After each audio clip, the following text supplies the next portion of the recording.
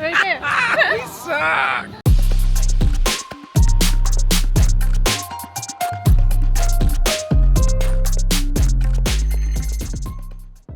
Hello everybody, welcome back. I'm Ashley. And I'm Nigel. And we're our roaming empire. And this is our trip to Big Buddha. And Tai O Village. Check it out! Yeah! Lantau Island. What? Hi, we're Ashley and Nigel. We recently quit our jobs and sold our home in Seattle and are now traveling the world full time. Welcome to our channel.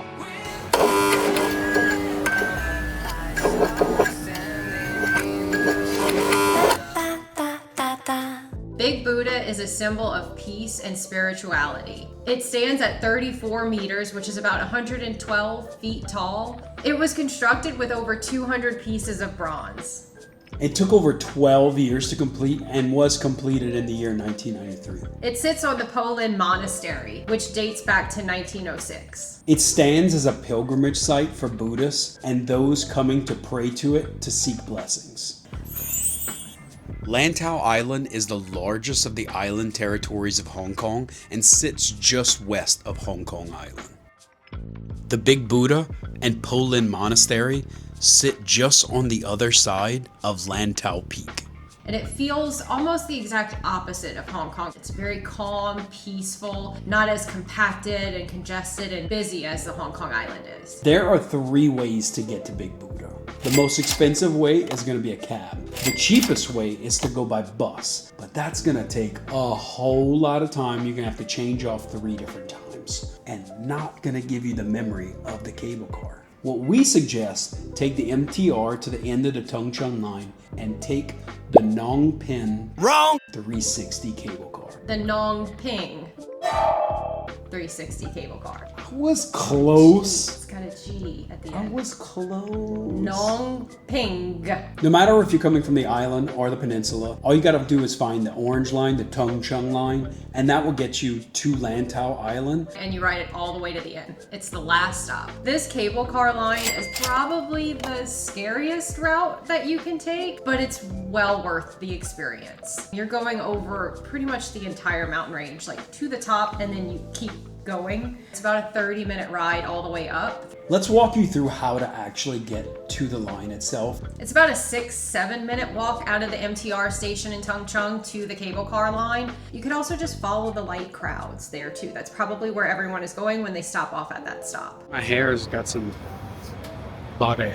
It's best to probably have your tickets booked beforehand, and we would suggest going through Klook. You can book a standard car for a single ride, one-way trip, a standard car for a round trip both ways, or a crystal car, which is full glass even in the floor for either single or round trip. Us personally, we're not the type of people who's gonna pay extra money to have PTSD, so we just decided to do the regular car. You can also book a complete car by yourself, but the prices of that are astronomical.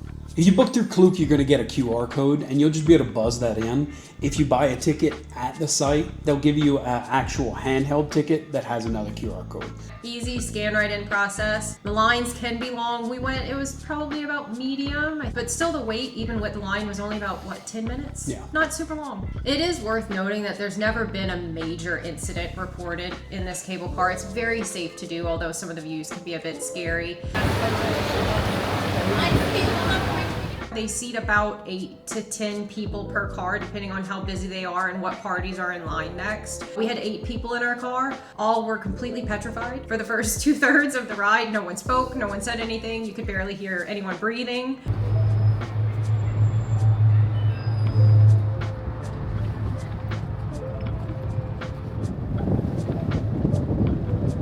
Of course, Nigel was the one that was like, hey, where's everybody from? Like, trying to chill out the tension. Are you holding up? It's a really smooth ride too. It's not very jerky. If you have people that are moving around a lot, it probably can sway a good bit. Luckily, everyone in our car kind of just stayed seated. I wouldn't want to be on this thing with a rambunctious child, but luckily we had all normal adults. The cable car goes from Tung Trung to the monastery and the village, which makes it go over the second largest peak on Lantau Island. As you're rolling through, the landscape below you will constantly change. You'll be over a large bay at one point, and then you'll be over this beautiful shrub area, and then the flora will just randomly change once you're on the other side of the mountain. Always something to look at to take your mind off the fact that you're 600 feet in the air. The Ngong Ping 360 cable car really is a once-in-a-lifetime experience. You don't have to do the round trip. We didn't. We took a bus on the way down. Great experience. Super glad I did it.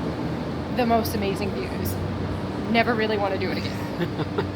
Once you exit the cable car, you're right in the village. It drops you off directly at the entrance. You walk through and it's like a huge shopping center, basically. They have restaurants, they have coffee shops, they have restrooms. It is a bit touristy, but it's a really nice, clean area to just catch your breath for a second before you actually walk into the monastery and around the Big Buddha area.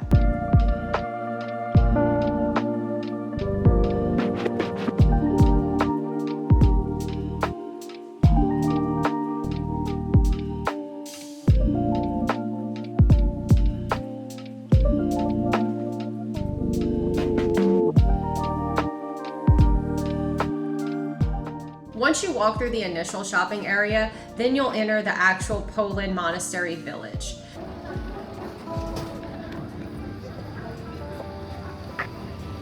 You'll come across this walkway that's surrounded by 12 statues. It's the 12 divine generals. Please be respectful of this space because you are going into a religious area that's very important for a lot of people who live here. In what order you do the Buddha or the monastery is up to you. What we would suggest is let the weather and crowds decide this. If there's a bunch of people walking up Big Buddha, people are gonna have to stop. People are gonna want to take pictures. So maybe do the monastery first. But if it's hot, you might want to do the Buddha first. We did the Buddha last and the sun wasn't out at first. There wasn't too many crowds. We just wanted to get to that monastery. We probably should have did Buddha first because by the time we got to Buddha, it was sweltering.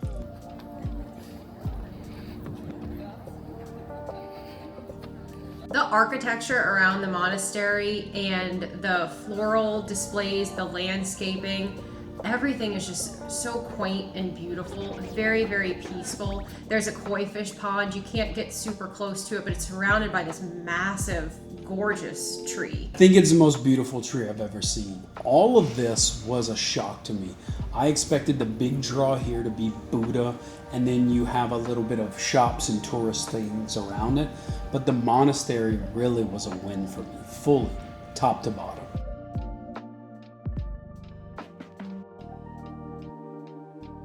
There's also an area that does have a couple of stray dogs there. Just don't necessarily go next to them or anything. They keep to themselves, but there are some out there, so just be aware. And at times there will be cows in the area. Keep your distance from those as well. We didn't see any while we were there, but there was signage all over the place. There are incidents of tourists being bit by the dogs and being hurt by the cows, so take photos, but keep your distance. Another can't miss in the monastery is the Hall of 10,000 Buddhas. I've never seen a ceiling this beautiful in my life. It was absolutely perfect. They do allow photographs and videos in there, but it is a quiet zone for remembrance, so please be respectful. The Wisdom Path stone pillars is another must-do here. Unfortunately, we didn't get to do this one because it was closed for construction and maintenance. Next time. Next time, or you guys can do it and just let us know how it goes. Yeah. Now that you've seen everything at the Po Lin Monastery, take that walk over to the Big Buddha. Hopefully, it's not as hot as it was for us. The Buddha has 268 steps to get to the top. There's one way up, one way down. Please don't mess this up. I mean, it's an entry and an exit. You'll see it. But we did see some people try and enter through the exit. There are small areas of like a platform level at each staircase so that you can rest when you need it. Do it at your own pace and make sure you know you can make it up this. There is supposed to be a way to get up if you have severe mobility issues. We didn't see it though. We saw people of all shapes, sizes, and ages doing this. Take our word for it, it's manageable. It's 268 steps. You can do it. Take a little breathers here and there. Make sure you have a bottle of water with you, and you should be good. Just take your time. So you've made it up. Congratulations. Woo-hoo. Right at the front of the stairs, everybody has stopped to take photos of their faces with the Buddha in the background. You're gonna do it too. It's okay, don't get mad, wait your turn. Just try to make sure people can walk around you if need be.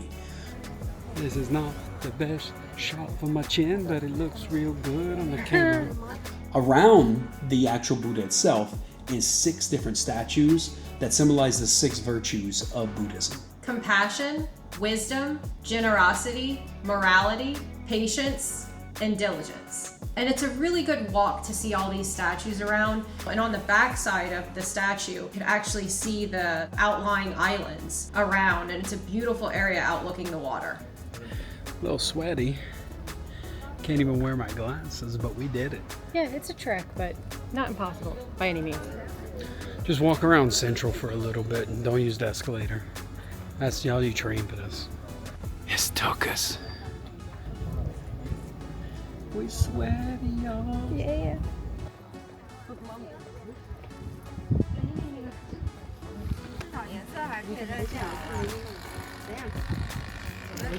Just a weird thing. It's actually easier going down than coming up.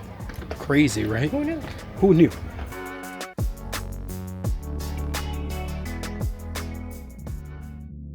You've done the monastery.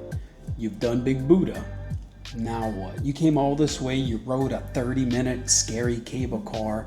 Are you just gonna go back? The island has a lot more to offer. What we tried to do was go see this cute little village that's really well known for dried seafood markets called Tai O Village. And it's very simple to get there. 2 ways to get to Tai O Island.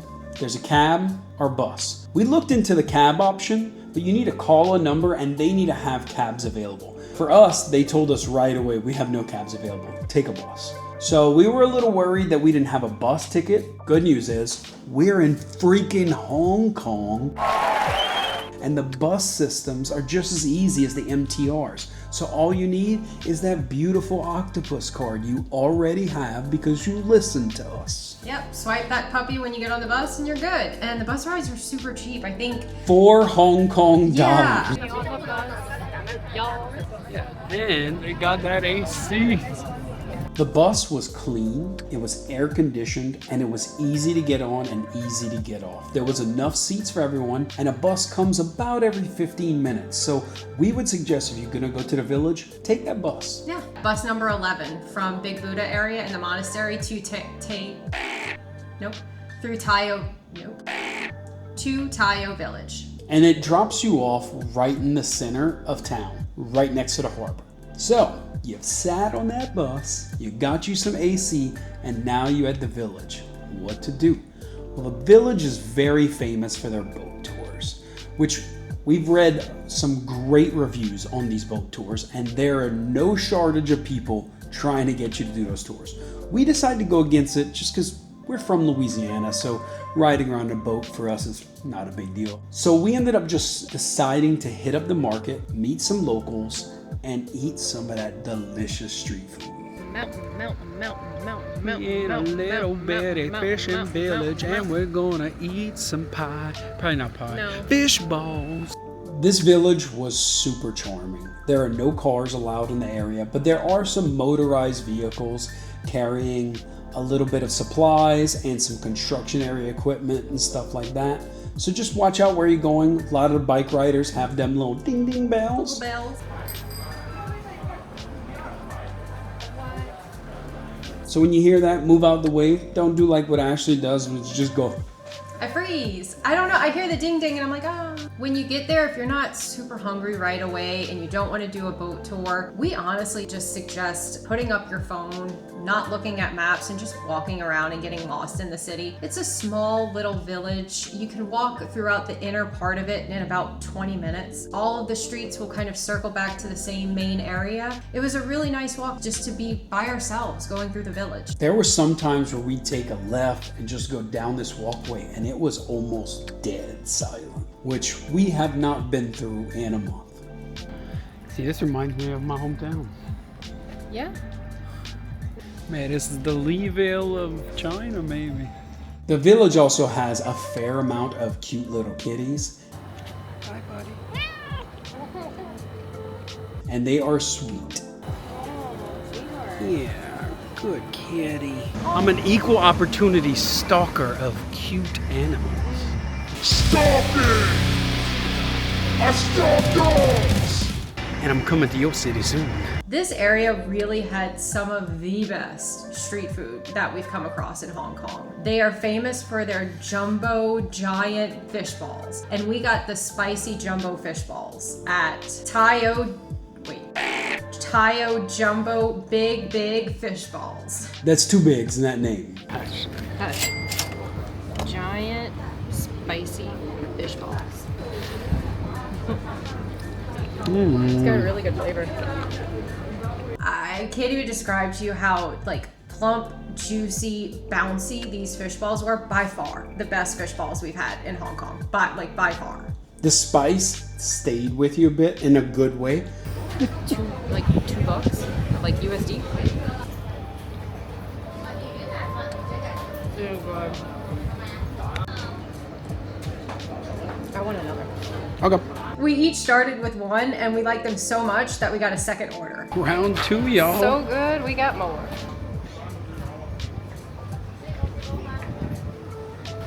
Food with a view. This is like, I could eat this every day, all day. This might be my favorite thing.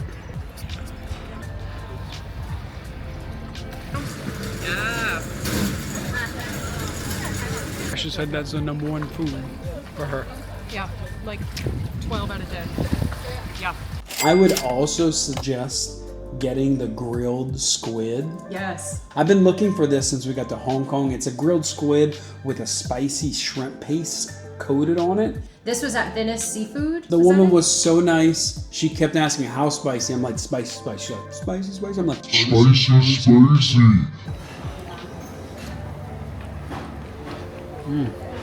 It's good.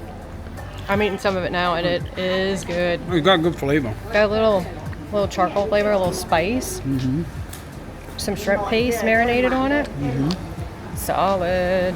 It's spicy if you don't like spicy food, but if you Yeah. like it, it's a good flavor. I always pick spicy.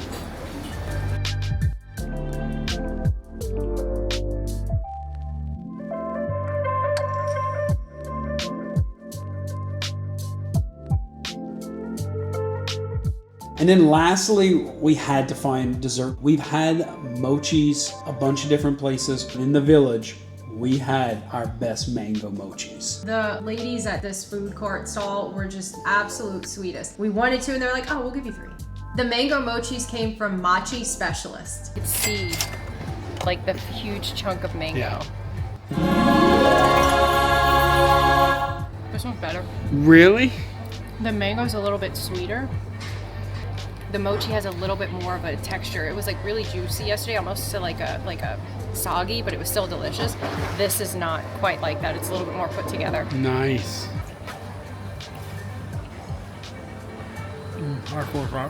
That's where it's at.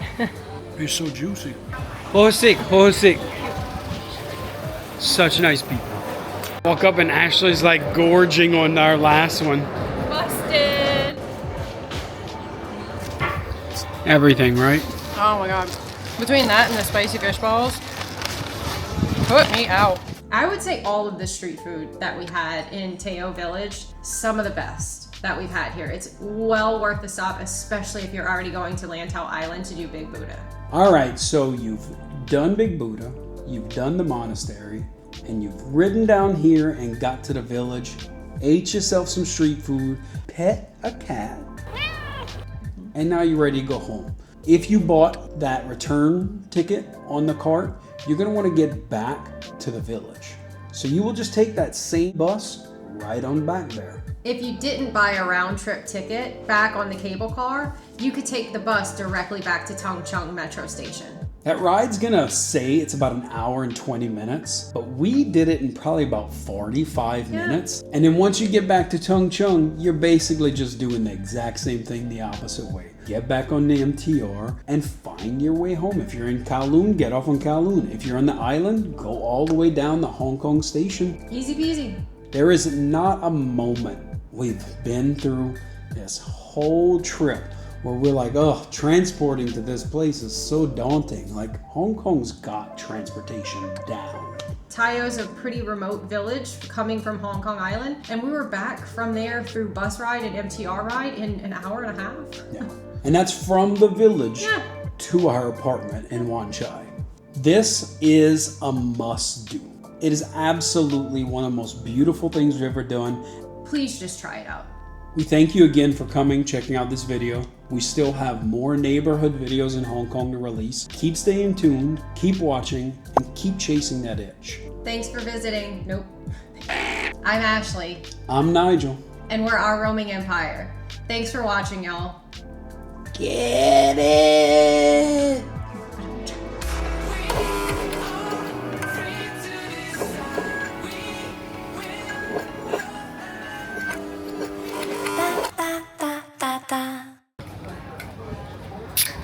There it is.